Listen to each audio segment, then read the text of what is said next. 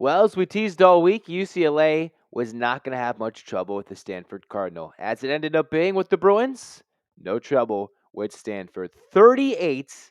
The Bruins, who led this 38-6 late in the fourth quarter, dominant start to finish. Even though the Cardinal took the early lead for the most part, UCLA from the end of that first quarter, I mentioned in my pregame keys for UCLA, one, they need 10 or more points in the first quarter to show that they're ready to play. By the time the first quarter came to a close, 14 points. Well, UCLA needed to drum up pressure. They drum up pressure. And then they force a turnover. And against one of the nation's worst rush defenses, Zach Charbonnet eats, and eats. Run, Zach, run is what we're doing. Hey, everybody, it's Zach Anderson-Yoxsimer of Locked On UCLA. Glad you could join this reaction episode of Locked On UCLA, beating the Stanford Cardinal. The Bruins still unbeaten this year at home, 7-1 overall, 4-1 in Pac-12 play. Still, for the most part, in the driver's seat to bank the Pac-12 title game. The Stanford Cardinal, a very beaten, short-handed Stanford Cardinal team. They're 3-5, falling to 1-5 in Pac-12 play. They've fallen on hard times, and Chip Kelly's now won 3 of the last 4 against the Stanford Cardinal.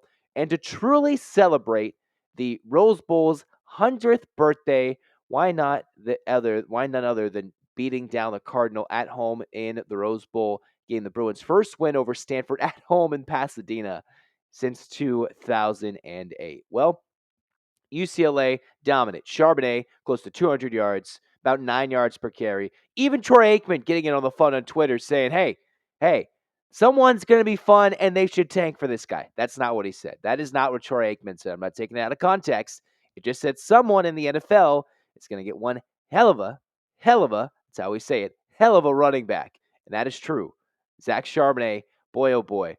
If there was a matchup he wanted to eat, this was the one. He equaled his career high 198 yards. Unfortunately, the Bruins couldn't or wouldn't, whatever it is, rested him after 21 carries and gave him the rest of the night off. Did not have a single carry for a loss, a long of 37 yards, 3 touchdowns for Charbonnet on the ground, 5 overall with the rushing game. DTR a little bit banged up. That was slightly concerning. After he mentioned post-game, he was a little bit sore. He should be okay. And then UCLA heads off to Arizona State. On the other side, Stanford, with their banged-up run game, UCLA was largely able to keep them in check. The Cardinal did run for 166 yards, but mind you, keep a look at the final score. UCLA 38, Stanford 13. Tanner McKee, less than 50% completion percentage. He had 115 yards in the air, touchdown. The Bruins defense, 4 sacks, 6 tackles for loss, and a turnover forced. All right, UCLA looking good, forcing the turnovers and getting themselves back on the right footing. Last week against Oregon, UCLA couldn't drum up any pressure, albeit an Oregon front that is impossible to get through and penetrate to get to Bo Nix. Well, UCLA against a very vulnerable Stanford front came in against a Stanford team that allows, on average, 3 sacks per game. The Bruins better that average by getting 4 sacks of Tanner McKee. I mean, it helps when you don't really have to play a run game defensively. UCLA goes in, drums up the pressure, keeps saying drumming, we're going crazy, as the Rose Bowl had its biggest crowd of the season for UCLA with the night game. Finally, it seems like it's been so few and far between for the Bruins with night games, especially on a Saturday, their first home Saturday night game, 100th birthday of the Rose Bowl, technically a day later, and UCLA beats down the Cardinal. A long time coming for all Bruins fans. I speak for everybody. It's a long time coming. Passing game just didn't have it tonight. A lot of deep shots from DTR and whatnot. We'll go more over it and discuss more in detail on it with Reaction Monday. My full thoughts and grades, offense, defense, special teams. Yikes. That's what I got to say. But UCLA largely coming back, returning to form. And I've been teasing this all week. This is a matchup that you always want to respect a Stanford Cardinal team, but this was not a matchup that UCLA was going to come in and keep it close and still be respected by everybody else, including myself, by the time the week came to a close. There's just no reason, no way, no how UCLA could finish this game and not have dominated like it was near the end of the fourth quarter before the Cardinals scored a garbage time touchdown, their first one in nearly 2 weeks, when they took down Notre Dame. So for the Bruins, they did what they needed to do, handled business at home, and then the going gets a lot tougher on the road in Arizona State. Even though the Cardinal beat Arizona State, it's going to be a little different. I just had this feeling. I've had this feeling since the bye week. This road Arizona State game is going to be the one that will be the toughest down the stretch for UCLA. That is the non-USC game. Remember that. The Arizona State game on the road, I've really felt this, will be the toughest one of the remaining part of the schedule in the regular season that does not include the USC game. Cal gave Oregon a bit of a scare early and kept it respectable at home. Oregon a little bit of a no-show early before they really picked things up. UCLA, sluggish start halfway through the first quarter, hit those keys, quick start, applied pressure, forcing the turnover, and the run game did its work. Third down efficiency, which was my other final key offensively, really one of the worst numbers it's been all season. 5 for 15. UCLA saying, all right, let's go for it on third down quite a bit, right? No, this time UCLA 5 of 15, but 5 of 5 on fourth down, remarkably.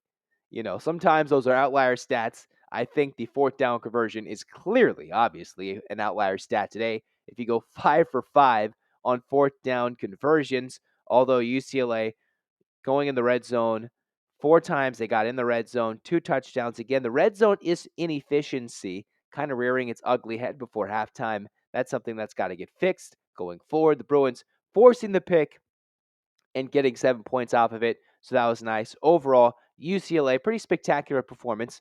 Not really much from the receiving core, although, it wasn't a day that the Bruins needed to pass the ball. It was clear for everybody coming in the game what the game plan was for UCLA going into it. And while they let DTR throw it around a little bit to get him some work, it was obvious.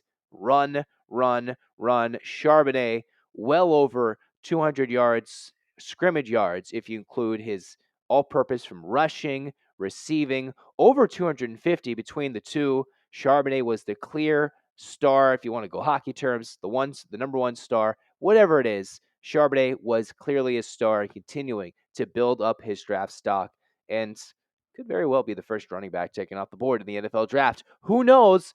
We're getting speculatory and excited for the Bruins, who get their 7th win at home overall, continue their unbeaten streak, and knock down the Cardinal. Kind of getting 3 big whammos in the same thing. In the meantime, Reaction Monday will continue with more coverage of this one more in depth. In the meantime, this reaction is brought to you by Underdog Fantasy. It's the easiest play to spice up your college football season. All you have to do is you could have gone to say, hey, well, Zach Charbonnet will get higher or lower than a certain amount of yards, or whatever your favorite player was, whether it's DTR, higher or lower than a certain amount of passing yards. It's one of the easiest games to play, easiest to get started. It's available in over 30 states. Just pick between 2 to 5 players. Could have been Zach Charbonnet. Would have probably hit the higher in most of those, or DTR. Would have been a bit of a gamble there. In the meantime, you'll decide if they're higher or lower. One of the easiest games to finish out there. Sign up with the promo code Locked On. It's one word. Underdog will double your first deposit up to $100. Deposit $100, get $100 free. Go to UnderdogFantasy.com. Go to the App Store, find the Underdog Fantasy app. That's Underdog Fantasy, promo code Locked On, one word. Get $100 with your deposit and get $100 free. Get in on the college football pick'em action today. In the meantime, UCLA fans, we're excited as we keep rocking and rolling in this one today. Zach Anderson-Yoxsimer saying, let's get loaded with the Bruins. Reaction Monday will be just around the corner. Otherwise, get that victorious 8-clap in once again. Yeah, we're showing the pride. We're showing the pride. It's sweatshirt season. We're going to put on the beanie for this over the top of the headset because it's going to look goofy. This is not the best looking way we're doing this, but we're going to look goofy. All right, let's go. Oh, wow, that's way off. Way off there. All right, let's do it because we have no shame. 8-clap time if you're watching on YouTube. If you're listening at home, let's rock and roll. And 1, 2, 3, 4, 5, 6, 7, 8. You see. UCLA.